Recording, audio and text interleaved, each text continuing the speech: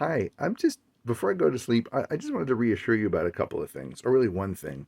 And that is, in spite of the fact that you're in a business that's based on relationships, especially the freelance business, um, the fact that sometimes these relationships can go sour or go awry doesn't mean it's the end. And in fact, sometimes it's just a matter of talking things out and finding out that nobody's mad at anybody.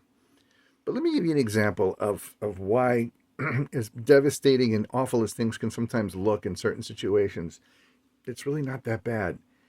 Um, it involves Arturo Toscanini in an NBC symphony rehearsal, and I'm sure most of you have heard the stories of his legendary temper, and he could just be downright abusive. In fact, uh, go backwards a little to an earlier time when he was conducting at the Met, and the orchestra actually walked.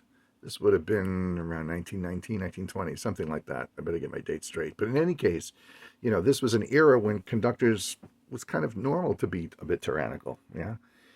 So, and they signed a formal affidavit saying, we're not going to put up with this and we're not coming back until either he apologizes or we get somebody else to lead us. Yeah, it was that bad.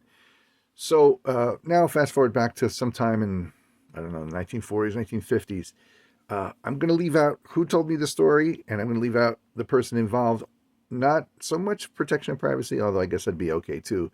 But I was lucky enough to be coming up at a time when a lot of those guys were still around, and I can't remember definitively who told me the story or who it was about. Might even have been about himself. So I don't want to put any misinformation out on the internet because, of course, that's forever once it's there.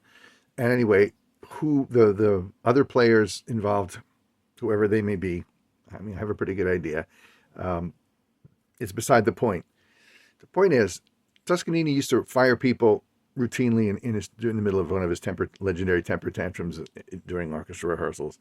And sometimes it could get ugly, and like it was usually ugly, but then the contractor would sort of pull the person aside or call them later and say, look, just cool it for a couple of days and just come on back and don't even worry about it. In this one case, Toscanini used quite a bit of vitriol, even by his standards, in just chewing this person out and telling them to leave, never darken our door again, whatever it was. The contractor didn't follow him out. And okay, so this person figured that was that. Now this was in an era, mind you, when in New York City the work was plentiful, and anybody who was qualified and played at a certain level, there was plenty to do. So it was sad. It was maybe even a little bit upsetting, but this guy had plenty to do, other things to do, as all those guys did, because the NBC Symphony was, just by definition, it was a studio orchestra, and he had a lot of other work. And in those days, decades before cell phones and faxes and certainly no text messages or anything, people hung out here in town as a way of networking, just to get their work. They ate, they drank in between their sessions, and of course there was work all day long. Some people were on staff at the major radio networks and later TV networks, and this musician was among them.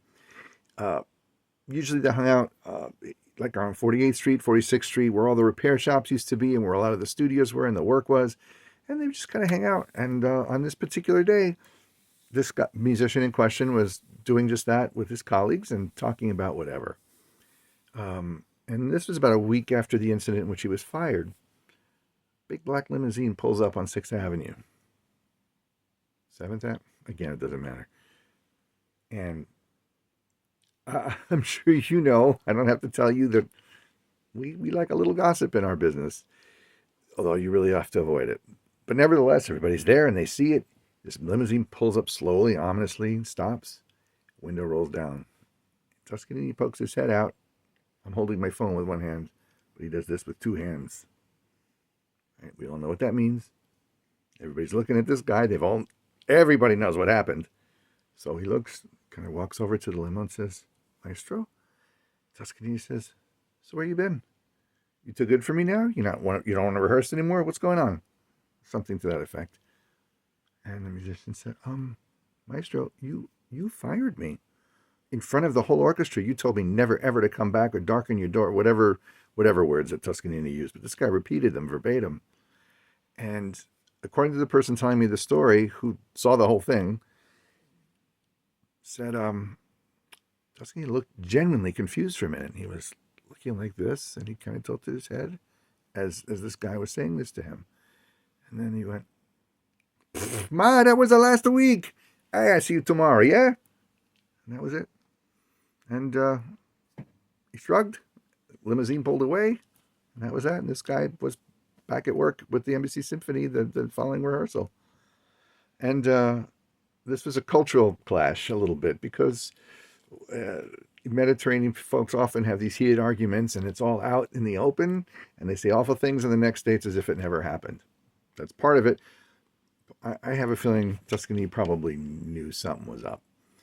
But the point is, whatever this musician had done seems so egregious and so offensive at the time that he was sure his livelihood or his time with his orchestra was over, and it wasn't.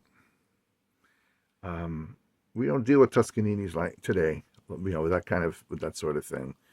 But things happen intrapersonally, among us, and once in a while, things can't be undone or fixed. Lord knows I've made my political missteps or musical missteps, or we're human beings. Well, I'm still here. This is life. So my point is, don't worry too much. Check your side of the street, so to speak. Make sure you've done everything you should or think you should or said what you think you should say. Don't talk about it too much with too many other people because they've got their own garbage, not because they don't love you and don't want to hear about it. Don't worry too much. Yeah, that's my point. And now I'm going to bed because I'm just doing this now. I'll see you in the next one.